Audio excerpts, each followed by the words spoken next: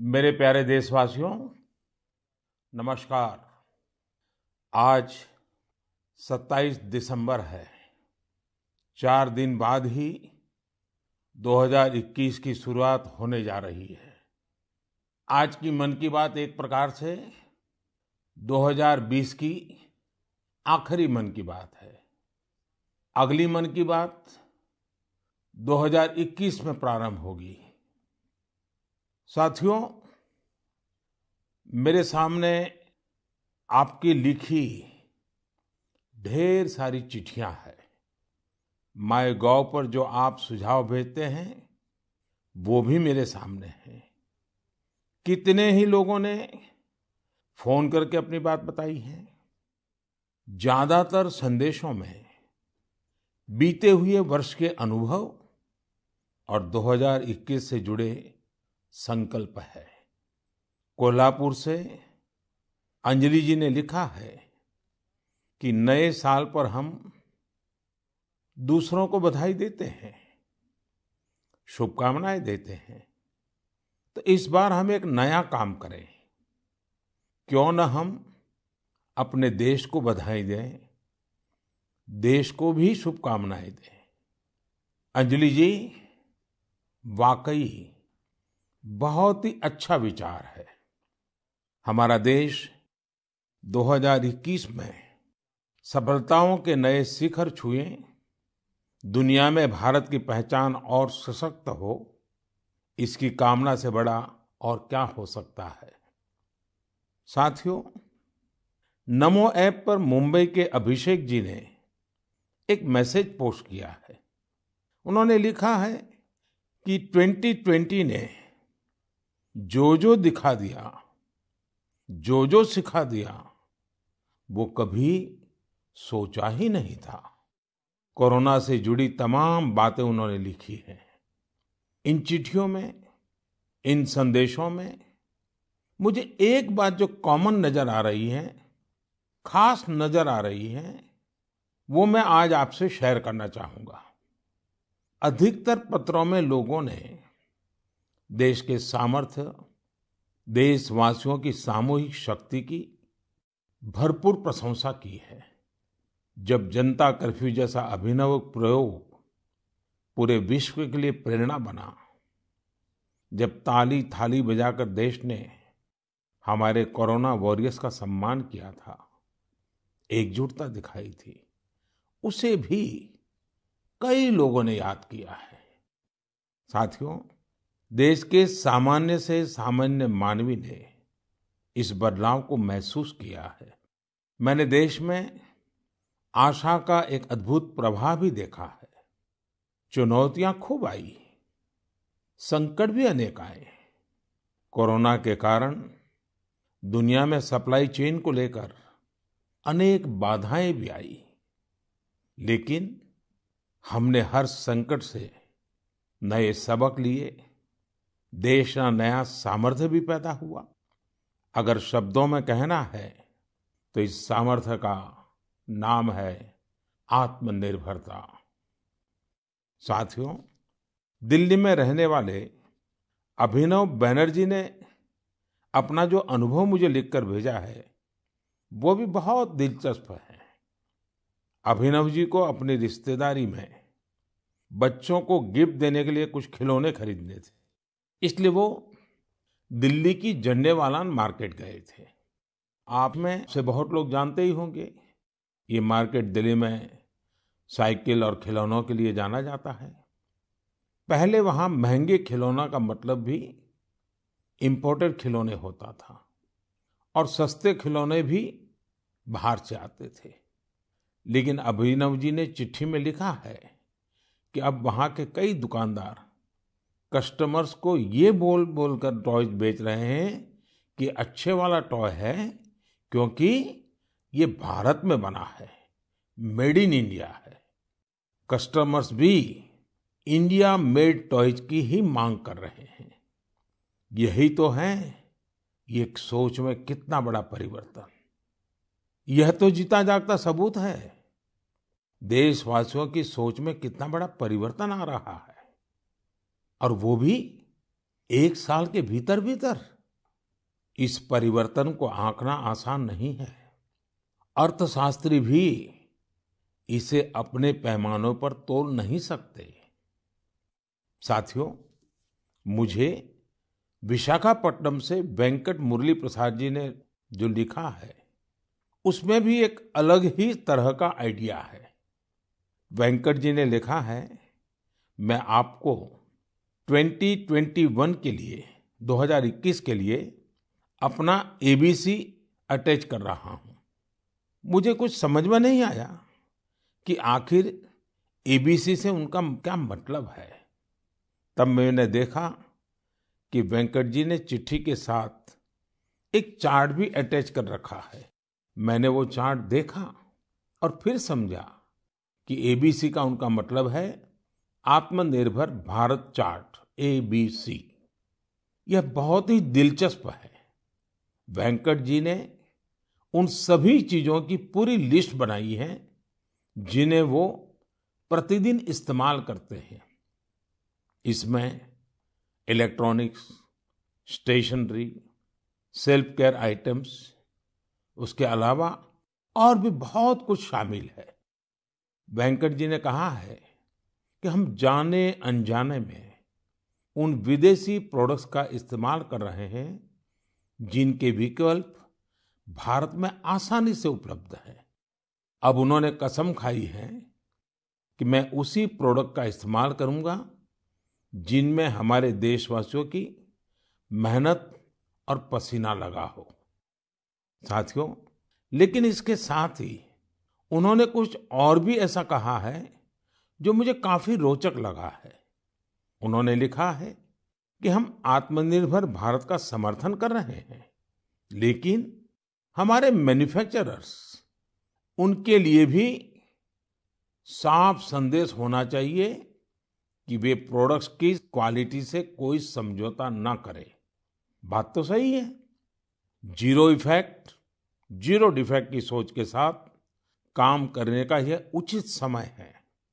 मैं देश के मैन्युफैक्चरर्स और इंडस्ट्री लीडर्स से आग्रह करता हूं, देश के लोगों ने मजबूत कदम उठाया है, मजबूत कदम आगे बढ़ाया है। वोकल फॉर लोकल ये आज घर घर में गूंज रहा है। ऐसे में अब यह सुनिश्चित करने का समय है कि हमारे प्रोडक्ट्स विश्व स्तरीय हो। जो भी ग्लोबल बेस्ट हैं वो हम भारत में बनाकर दिखाएं। इसके लिए हमारे उद्यमी साथियों को आगे आना है, स्टार्टअप्स को भी आगे आना है। एक बार फिर मैं वेंकट जी को उनके बेहतरीन प्रयास के लिए बधाई देता हूं। साथियों, हमें इस भावना को बनाए रखना है, बचाए रखना है और बढ़ाते ही रहना है। मैंने पहले भी कहा है और फिर मैं देशवासियों से आग्रह करूंगा, आप भी एक सूची बनाएं। दिन भर हम जो चीजें काम में लेते हैं उन सभी चीजों की विवेचना करें और ये देखें कि अनजाने में कौन सी विदेश में बनी चीजों ने हमारे जीवन में प्रवेश कर लिया है, एक प्रकार से हमें बंदी बना दिया है। इनके भारत में बने विकल्पों का पता करें और ये भी तय करें कि आगे से भारत में बने, भारत के लोगों के मेहनत से, पसीने से बने उत्पादों का हम इस्तेमाल करें। आप हर साल न्यू ईयर रिजोल्यूशन लेते हैं। इस बार एक रिजोल्यूशन अपने देश के लिए भी जरूर लेना है। मेरे प्यारे देशवासियों, हमारे देश में आतताइयों से, अत्याचारियों से देश की हजारों साल पुरानी संस्कृति, सभ्यता, हमारे रीति रिवाज को बचाने के लिए कितने बड़े बलिदान दिए गए हैं। आज उन्हें याद करने का भी दिन है। आज के ही दिन गुरु गोविंद सिंह जी के पुत्रों साहिबजादे जोरावर सिंह और फतेह सिंह को दीवार में जिंदा चुनवा दिया गया था। अत्याचारी चाहते थे कि साहिबजादे अपनी आस्था छोड़ दे, महान गुरु परंपरा की सीख छोड़ दे, लेकिन हमारे साहिबजादों ने इतनी कम उम्र में भी गजब का साहस दिखाया, इच्छा शक्ति दिखाई। दीवार में चुने जाते समय पत्थर लगते रहे, दीवार ऊंची होती रही, मौत सामने मंडरा रही थी, लेकिन फिर भी वो टस से मस नहीं हुए। आज ही के दिन गुरु गोविंद सिंह जी की माता गुजरी ने भी शहादत दी थी। करीब एक सप्ताह पहले श्री गुरु तेग बहादुर जी की भी शहादत का दिन था। मुझे यहाँ दिल्ली के गुरुद्वारा रकाबगंज जाकर गुरु तेग बहादुर जी को श्रद्धा सुमन अर्पित करने का, मत्था टेकने का अवसर मिला। इसी महीने श्री गुरु गोविंद सिंह जी से प्रेरित अनेक लोग जमीन पर सोते हैं। लोग श्री गुरु गोविंद सिंह जी के परिवार के लोगों के द्वारा दी गई शहादत को बड़ी भावपूर्ण अवस्था में याद करते हैं। इस शहादत ने संपूर्ण मानवता को, देश को नई सीख दी। इस शहादत ने हमारी सभ्यता को सुरक्षित रखने का महान कार्य किया। हम सब इस शहादत के कर्जदार हैं। एक बार फिर मैं श्री गुरु तेग बहादुर जी, माता गुजरी जी, गुरु गोविंद सिंह जी और चारों साहिबजादों की शहादत को नमन करता हूं। ऐसे ही अनेकों शहादतों ने भारत के आज के स्वरूप को बचाए रखा है, बनाए रखा है। मेरे प्यारे देशवासियों, अब मैं एक ऐसी बात बताने जा रहा हूं जिससे आपको आनंद भी आएगा और गर्व भी होगा।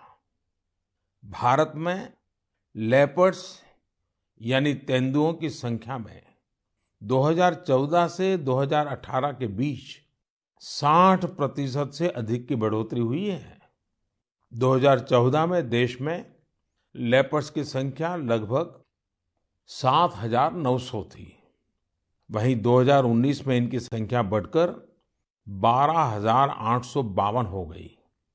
ये वही लेपर्ड्स हैं जिनके बारे में जिम कॉर्बेट ने कहा था, जिन लोगों ने लेपर्ड्स को प्रकृति में स्वच्छंद रूप से घूमते नहीं देखा, वो उसकी खूबसूरती की कल्पना ही नहीं कर सकते। उसके रंगों की सुंदरता और उसकी चाल की मोहकता का अंदाज नहीं लगा सकते। देश के अधिकतर राज्यों में, विशेषकर मध्य भारत में, तेंदुओं की संख्या बढ़ी है।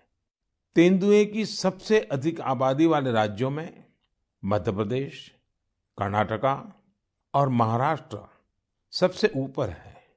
यह एक बड़ी उपलब्धि है। तेंदुए पूरी दुनिया में वर्षों से खतरों का सामना करते आ रहे हैं। दुनिया भर में उनके हैबिटेट को नुकसान हुआ है। ऐसे समय में भारत ने तेंदुए की आबादी में लगातार बढ़ोतरी कर पूरे विश्व को एक रास्ता दिखाया है। आपको इन बातों की भी जानकारी होगी कि पिछले कुछ सालों में भारत में शेरों की आबादी बढ़ी है, बाघों की संख्या में भी वृद्धि हुई है, साथ ही भारतीय वन क्षेत्र में भी इजाफा हुआ है।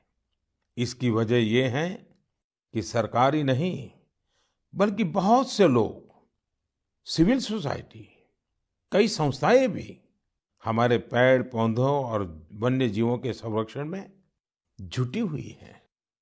वे सब बधाई के पात्र हैं। साथियों, मैंने तमिलनाडु के कोयम्बटूर में एक हृदयस्पर्शी प्रयास के बारे में पढ़ा। आपने भी सोशल मीडिया पर इसके विजुअल्स देखे होंगे। हम सब ने इंसानों वाली व्हीलचेयर देखी है, लेकिन कोयम्बटूर की एक बेटी गायत्री ने अपने पिताजी के साथ एक पीड़ित डॉग के लिए व्हीलचेयर बना दी। यह संवेदनशीलता प्रेरणा देने वाली है और यह तभी हो सकता है जब व्यक्ति हर जीव के प्रति दया और करुणा से भरा हुआ हो। दिल्ली एनसीआर और देश के दूसरों शहरों में ठिठुरती ठंड के बीच बेघर पशुओं की देखभाल के लिए कई लोग बहुत कुछ कर रहे हैं। वे उन पशुओं के खाने पीने और उनके लिए स्वेटर और बिस्तर तक का इंतजाम करते हैं। कुछ लोग तो ऐसे हैं जो रोजाना सैकड़ों की संख्या में ऐसे पशुओं के लिए भोजन का इंतजाम करते हैं। ऐसे प्रयास की सराहना होनी चाहिए। कुछ इसी प्रकार के नेक प्रयास उत्तर प्रदेश के कौशाम्बी में भी किए जा रहे हैं। वहां जेल में बंद कैदी गायों को ठंड से बचाने के लिए पुराने और फटे कंबलों से कवर बना रहे हैं। इन कंबलों को कौशाम्बी समेत दूसरे जिलों की जेलों से एकत्र किया जाता है और फिर उन्हें सिलकर गौशाला भेज दिया जाता है। कौशाम्बी जेल के कैदी हर सप्ताह अनेकों कवर तैयार कर रहे हैं। आइए दूसरों की देखभाल के लिए सेवा भाव से भरे इस प्रकार के प्रयासों को प्रोत्साहित करें। यह वास्तव में एक ऐसा सत्कार्य है जो समाज की संवेदनाओं को सशक्त करता है। मेरे प्यारे देशवासियों, अब जो पत्र मेरे सामने है उसमें दो बड़े फोटो है। ये फोटो एक मंदिर के हैं और बिफोर और आफ्टर के हैं। इन फोटो के साथ जो पत्र है उसमें युवाओं की एक ऐसी टीम के बारे में बताया गया है जो खुद को युवा ब्रिगेड कहती है। दरअसल इस युवा ब्रिगेड ने कर्नाटका में श्रीरंगपट्टन के पास स्थित वीरभद्र स्वामी नाम के एक प्राचीन शिव मंदिर का कायाकल्प कर दिया। मंदिर में हर तरफ घास फूस और झाड़ियां भरी हुई थी, इतनी कि राहगीर भी नहीं बता सकते थे कि यहाँ एक मंदिर है। एक दिन कुछ पर्यटकों ने इस भूले बिसरे मंदिर का एक वीडियो सोशल मीडिया पर पोस्ट कर दिया। युवा ब्रिगेड ने जब इस वीडियो को सोशल मीडिया पर देखा तो उनसे रहा नहीं गया और फिर इस टीम ने मिलजुल कर इसका जीर्णोद्धार करने का फैसला किया। उन्होंने मंदिर परिसर में उगाई कंटीली झाड़ियां, घास और पौधों को हटाया। जहां मरम्मत और निर्माण की आवश्यकता थी वो किया। उनके अच्छे काम को देखते हुए स्थानीय लोगों ने भी मदद के हाथ बढ़ाए। किसी ने सीमेंट दिया तो किसी ने पेंट। ऐसी कई और चीजों के साथ लोगों ने अपना अपना योगदान किया। ये सभी युवा कई अलग तरह के प्रोफेशन से जुड़े हैं। ऐसे में उन्होंने वीकेंड्स के दौरान समय निकाला और मंदिर के लिए कार्य किया। युवाओं ने मंदिर में दरवाजा लगवाने के साथ साथ बिजली का कनेक्शन भी लगवाया। इस प्रकार उन्होंने मंदिर के पुराने वैभव को फिर से स्थापित करने का काम किया। जुनून और दृढ़ निश्चय ऐसी दो चीजें हैं जिनसे लोग हर लक्ष्य प्राप्त कर सकते हैं। जब मैं भारत के युवाओं को देखता हूं तो खुद को आनंदित और आश्वस्त महसूस करता हूं। आनंदित और आश्वस्त इसलिए क्योंकि मेरे देश के युवाओं में कैन डू की अप्रोच है और विल डू की स्पिरिट है। उनके लिए कोई भी चुनौती बड़ी नहीं है, कुछ भी उनकी पहुंच से दूर नहीं है। मैंने तमिलनाडु की एक टीचर के बारे में पढ़ा। उनका नाम हेमलता एन.के है, जो विडुपुरम के एक स्कूल में दुनिया की सबसे पुरानी भाषा तमिल पढ़ाती है। कोविड-19 महामारी भी उनके अध्यापन के काम में आड़े नहीं आ पाई। हाँ, उनके सामने चुनौतियां जरूर थी, लेकिन उन्होंने एक इनोवेटिव रास्ता निकाला। उन्होंने कोर्स के सभी 53 चैप्टर्स को रिकॉर्ड किया, एनिमेटेड वीडियो तैयार किए और इन्हें एक पेन ड्राइव में लेकर अपने स्टूडेंट्स को बांट दिए। इससे उनके स्टूडेंट्स को बहुत मदद मिली। वो चैप्टर्स को विजुअली भी समझ पाए। इसके साथ ही वे अपने स्टूडेंट्स से टेलीफोन पर भी बात करती रही। इससे स्टूडेंट्स के लिए पढ़ाई काफी रोचक हो गई। देश भर में कोरोना के समय में टीचर्स ने जो इनोवेटिव तरीके अपनाए, जो कोर्स मटेरियल क्रिएटिविटी तैयार किया है, वो ऑनलाइन पढ़ाई के इस दौर में अमूल्य है। मेरा सभी टीचर से आग्रह है कि वो इन कोर्स मटेरियल को शिक्षा मंत्रालय के दीक्षा पोर्टल पर जरूर अपलोड करें। इससे देश के दूर दराज वाले इलाकों में रह रहे छात्र छात्राओं को काफी लाभ होगा। साथियों, आइए अब बात करते हैं झारखंड की कोरवा जनजाति के हीरामन जी की। हीरामन जी गढ़वा जिले के सिंजो गांव में रहते हैं। आपको ये जानकर हैरानी होगी कि कोरवा जनजाति की आबादी महज 6,000 है, जो शहरों से दूर पहाड़ों और जंगलों में निवास करती है। अपने समुदाय की संस्कृति और पहचान को बचाने के लिए हीरामन जी ने एक बीड़ा उठाया है। उन्होंने 12 साल के अथक परिश्रम के बाद विलुप्त होती कोरवा भाषा का शब्दकोश तैयार किया है।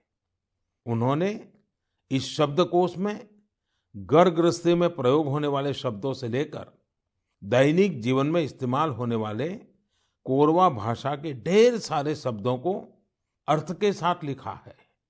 कोरवा समुदाय के लिए हीरामन जी ने जो कर दिखाया है, वह देश के लिए एक मिसाल है। मेरे प्यारे देशवासियों, ऐसा कहते हैं कि अकबर के दरबार में एक प्रमुख सदस्य अबुल फजल थे। उन्होंने एक बार कश्मीर की यात्रा के बाद कहा था कि कश्मीर में एक ऐसा नजारा है जिसे देखकर चिड़चिड़े और गुस्से लोग भी खुशी से झूम उठेंगे। दरअसल वे कश्मीर में केसर के खेतों का उल्लेख कर रहे थे। केसर सदियों से कश्मीर से जुड़ा हुआ है। कश्मीरी केसर मुख्य रूप से पुलवामा, बडगाम और किश्तवाड़ जैसी जगहों पर उगाया जाता है। इसी साल मई में कश्मीरी केसर को जियोग्राफिकल इंडिकेशन टैग यानी जीआई टैग दिया गया। इसके जरिए हम कश्मीरी केसर को एक ग्लोबली पॉपुलर ब्रांड बनाना चाहते हैं। कश्मीरी केसर वैश्विक स्तर पर एक ऐसे मसाले के रूप में प्रसिद्ध है जिसके कई प्रकार के औषधीय गुण हैं।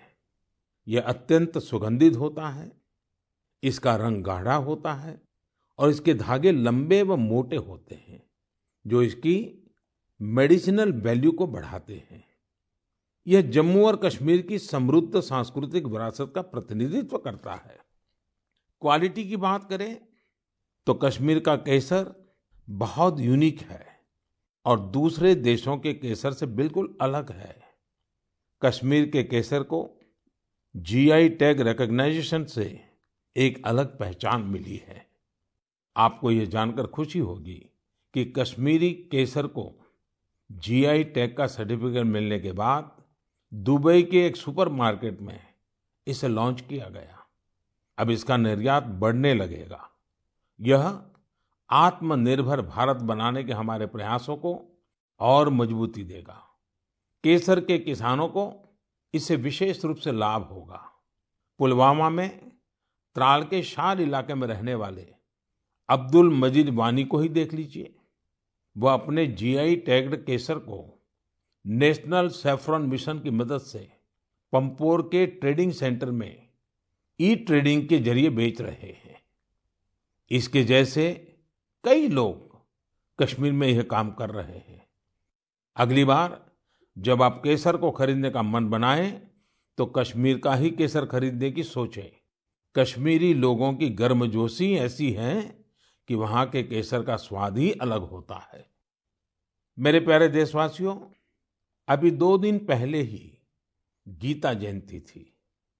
गीता हमें हमारे जीवन के हर संदर्भ में प्रेरणा देती है। लेकिन क्या आपने कभी सोचा है गीता इतनी अद्भुत ग्रंथ क्यों है? वो इसलिए क्योंकि ये स्वयं भगवान श्री कृष्ण की ही वाणी है। लेकिन गीता की विशिष्टता ये भी है कि ये जानने की जिज्ञासा से शुरू होती है, प्रश्न से शुरू होती है। अर्जुन ने भगवान से प्रश्न किया, जिज्ञासा की, तभी तो गीता का ज्ञान संसार को मिला। गीता की ही तरह हमारी संस्कृति में जितना भी ज्ञान है, सब जिज्ञासा से ही शुरू होता है। वेदांत का तो पहला मंत्र ही है अथातो ब्रह्म जिज्ञासा, अर्थात आओ हम ब्रह्म की जिज्ञासा करें। इसलिए तो हमारे यहाँ ब्रह्म के भी अन्वेषण की बात कही जाती है। जिज्ञासा की ताकत ही ऐसी है। जिज्ञासा आपको लगातार नए के लिए प्रेरित करती है। बचपन में हम इसलिए तो सीखते हैं क्योंकि हमारे अंदर जिज्ञासा होती है। यानी जब तक जिज्ञासा है तब तक जीवन है। जब तक जिज्ञासा है तब तक नया सीखने का क्रम जारी है। इसमें कोई उम्र, कोई परिस्थिति मायने ही नहीं रखती। जिज्ञासा की ऐसी ही ऊर्जा का एक उदाहरण मुझे पता चला तमिलनाडु के बुजुर्ग श्री टी श्रीनिवासाचार्य स्वामी जी के बारे में। श्री टी श्रीनिवासाचार्य स्वामी जी 92 साल के हैं, 92 इयर्स। वो इस उम्र में भी कंप्यूटर पर अपनी किताब लिख रहे हैं, वो भी खुद ही टाइप करके। आप सोच रहे होंगे कि किताब लिखना तो ठीक है, लेकिन श्रीनिवासाचार्य जी के समय पर तो कंप्यूटर रहा ही नहीं होगा। फिर उन्होंने कंप्यूटर कब सीखा? ये बात सही है कि उनके कॉलेज के समय में कंप्यूटर नहीं था, लेकिन उनके मन में जिज्ञासा और आत्मविश्वास अभी भी उतना ही है जितना अपनी युवावस्था में था। दरअसल श्रीनिवासाचार्य स्वामी जी संस्कृत और तमिल के विद्वान हैं। वो अब तक करीब 16 आध्यात्मिक ग्रंथ भी लिख चुके हैं। लेकिन कंप्यूटर आने के बाद उन्हें जब लगा कि अब तो किताब लिखने और प्रिंट होने का तरीका बदल गया है, तो उन्होंने 86 साल की उम्र में, 86 की उम्र में कंप्यूटर सीखा, अपने लिए जरूरी सॉफ्टवेयर सीखे। अब वो अपनी किताब पूरी कर रहे हैं। साथियों, श्री टी श्रीनिवासाचार्य स्वामी जी का जीवन इस बात का प्रत्यक्ष प्रमाण है कि जीवन तब तक ऊर्जा से भरा रहता है जब तक जीवन में जिज्ञासा नहीं मरती है, सीखने की चाह नहीं मरती है। इसलिए हमें कभी ये नहीं सोचना चाहिए कि हम पिछड़ गए, हम चूक गए, काश हम भी ये सीख लेते। हमें ये भी नहीं सोचना चाहिए कि हम नहीं सीख सकते या आगे नहीं बढ़ सकते। मेरे प्यारे देशवासियों, अभी हम जिज्ञासा से कुछ नया सीखने और करने की बात कर रहे थे।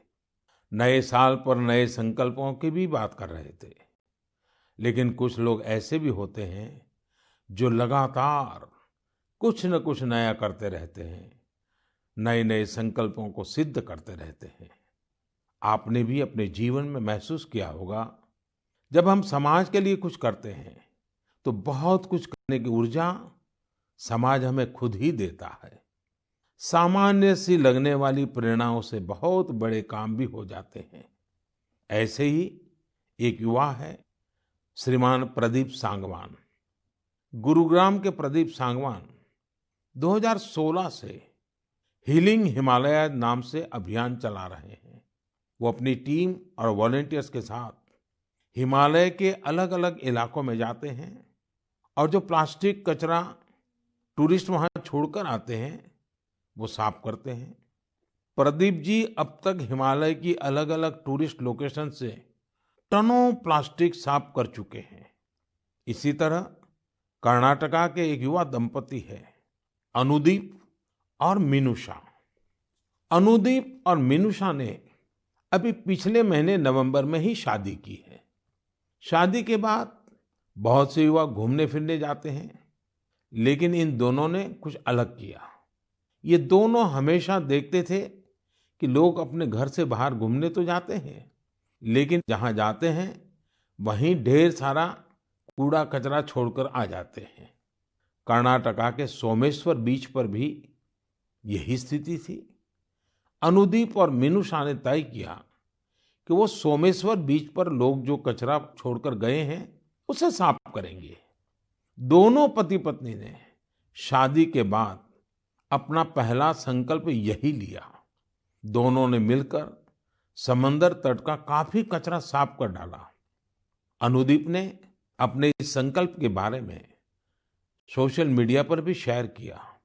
फिर क्या था, उनकी इतनी शानदार सोच से प्रभावित होकर ढेर सारे युवा उनके साथ आकर जुड़ गए। आप जानकर हैरान रह जाएंगे, इन लोगों ने मिलकर सोमेश्वर बीच से 800 किलो से ज्यादा कचरा साफ किया है। साथियों, इन प्रयासों के बीच हमें ये भी सोचना है कि ये कचरा इन बीचीज पर, इन पहाड़ों पर पहुंचता कैसे है। आखिर हम में से ही कोई लोग ये कचरा वहां छोड़कर आते हैं। हमें प्रदीप और अनुदीप मिनुसा की तरह सफाई अभियान चलाना चाहिए, लेकिन उससे भी पहले हमें ये संकल्प भी लेना चाहिए कि हम कचरा फैलाएंगे ही नहीं। आखिर स्वच्छ भारत अभियान का भी तो पहला संकल्प यही है। हाँ, एक और बात मैं आपको याद दिलाना चाहता हूँ। कोरोना की वजह से इस साल इसकी चर्चा उतनी हो नहीं पाई है। हमें देश को सिंगल यूज प्लास्टिक से मुक्त करना ही है। ये भी 2021 के संकल्पों में से एक है। आखिर में मैं आपको नए वर्ष के लिए बहुत बहुत शुभकामनाएं देता हूं। आप खुद स्वस्थ रहिए, अपने परिवार को स्वस्थ रखिए। अगले वर्ष जनवरी में नए विषयों पर मन की बात होगी। बहुत बहुत धन्यवाद।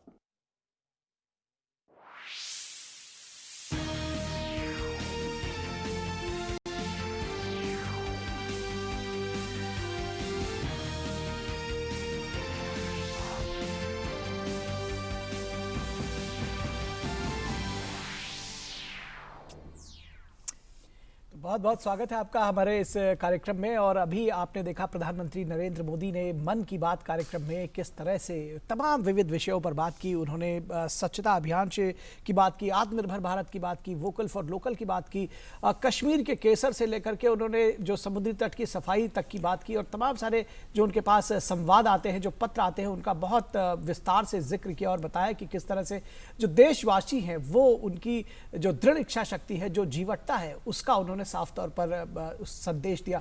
एक बात जो उनके सारे पत्रों में या जो प्रधानमंत्री के संबोधन में साफ रही, वो उन्होंने कहा कि किस तरह से व्यक्ति अपनी जो जीवटता है, जो आत्मनिर्भरता है, जो दृढ़ता है, उसके उस शक्ति से, जो सीखने की शक्ति है, उससे किस तरह से आगे बढ़ता है और मानवता को किस तरह से पूरे देश को परिवर्तन करने की क्षमता रखता है। और जो हमारे जो भारतीय हैं, जो इस मुश्किल वक्त में किस तरह से वो आगे बढ़े हैं, ये प्रधानमंत्री ने खास तौर पर इसका उल्लेख किया। Yes, you're watching Man Ki Baat special edition. As my co-anchor put it, yes, it was the last Man Ki Baat edition program of the Prime Minister, wherein he talked of all, everything that the country had to face through this year, be it the pandemic times, be it the other challenges as well.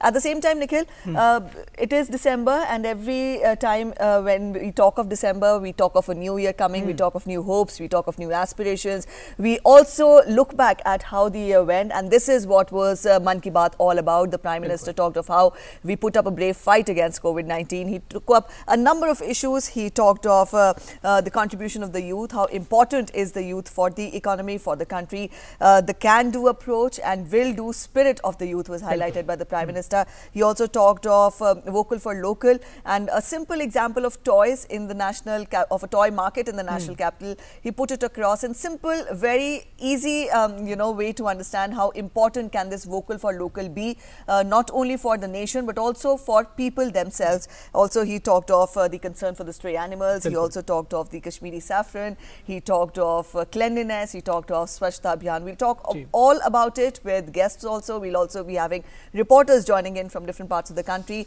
to talk more about it. We have our guest joining in, Mr. Ram Kripal Singh. He is senior journalist. We welcome you, sir, to this special broadcast of Mann Ki Baat. Just a while back, the Prime Minister gave the last Mann Ki Baat address of this year, wherein it was a sort of a gist of, what were the aspirations, what are in fact the aspirations, the hopes, and how the year has gone past. I would want you to talk more about it when we talk of the last edition of the Mann Ki Baat, the 72nd episode. How do you look into it? देखिए, आपने खुद ही बहुत अच्छे ढंग से summarise कर दिया प्रधानमंत्री जी की आज का जो भी संबोधन रहा है। एक चीज मैं कर कहूं तो 4 बिंदु। शुरुआत प्रधानमंत्री जी जैसा कि है, लोग चिट्ठी भी लिख रहे हैं कि ये इतनी बड़ी महामारी जिसकी कल्पना भी नहीं की जा सकती थी, एक ऐसी बीमारी आई, हम उससे निजात पाने की ओर बढ़ रहे हैं। लेकिन जितनी बड़ी विपत्ति थी उससे ज्यादा बड़ा हौसला हमारे देश ने दिखाया, यहाँ के नागरिकों ने दिखाया, खासकर युवाओं ने, चाहे जिस भी हो। तो पहली बात तो यह है कि मुसीबत आई, मुश्किलें आई, लेकिन हौसला हमारा, उन मुश्किलों ने हमारे हौसले को और बढ़ाया। और पहली बार वो एक तरह से उसका परीक्षण भी हुआ हमारे हौसले का जी। वो इसका जो अच्छा पक्ष ये रहा कि इस महामारी के चलते हमें इससे निपटने का एक हौसला पैदा हुआ, हमें आत्मनिर्भर अपने पैर पर खड़े होकर के जीने का एक बहुत अच्छा रास्ता दिखाई पड़ा। और प्रधानमंत्री जी उसके आगे चलते हैं तो उसका सबूत भी देते हैं कि जैसे वहां जो साइकिल मार्केट में, खिलौने के मार्केट में जहां पहले सारी विदेशी खिलौनों की ललक थी, आज वहां लोग देसी खिलौने ढूंढ रहे हैं। यानी अपनी मिट्टी से, अपनी संस्कृति से, अपनी अस्मिता, अपनी पहचान की तरफ हर मुसीबत एक नई उम्मीद लेके आती है। और भारतीयों ने यह साबित किया है कि हम उस मुसीबत से दुनिया के बाकी किसी भी देश की तुलना में अच्छे ढंग से लड़े। एक अच्छा आत्मविश्वास आया। मैं मोदी जी की जो शुरुआती बात है, अगर उसको कहूं कि मुश्किलें ही मुश्किलें हैं, राह मंजिल में यहाँ हौसले ही हौसले हैं आजमाने के लिए जी। तो ये जो आजमाना है, उनका यूथ पर इतना अटूट विश्वास है कि आप देखिए, कोरोना से लेकर के पर्यावरण तक वो हर एक चीज में वो एक भविष्य देखते हैं, एक उज्जवल भविष्य देखते हैं। और जिस तरह से एक यूथ ने उनको लिख के भेजा है ABC जी, आत्मनिर्भर भारत चार्ट, वो बना रहा है। बहुत बढ़िया चीज है ये कि हम देखें कि सुबह उठ करके ब्रश करने से जो रात को बिस्तर पे जाते हैं, कितनी ऐसी चीजें हैं जो हम इस्तेमाल करते हैं जिसमें विदेशी चीजें हैं। क्या भारत में उनका कोई विकल्प है? ये बहुत अच्छी बात एक तरह से मोदी जी ने उदाहरण देते हुए हमसे अपील भी की है कि अगर उसका एक बेहतर विकल्प भारत में है तो हम उसकी तरफ जाएं। दूसरा, उन्होंने ये भी कहा कि अगर कहीं कोई हमारे प्रोडक्ट में कमी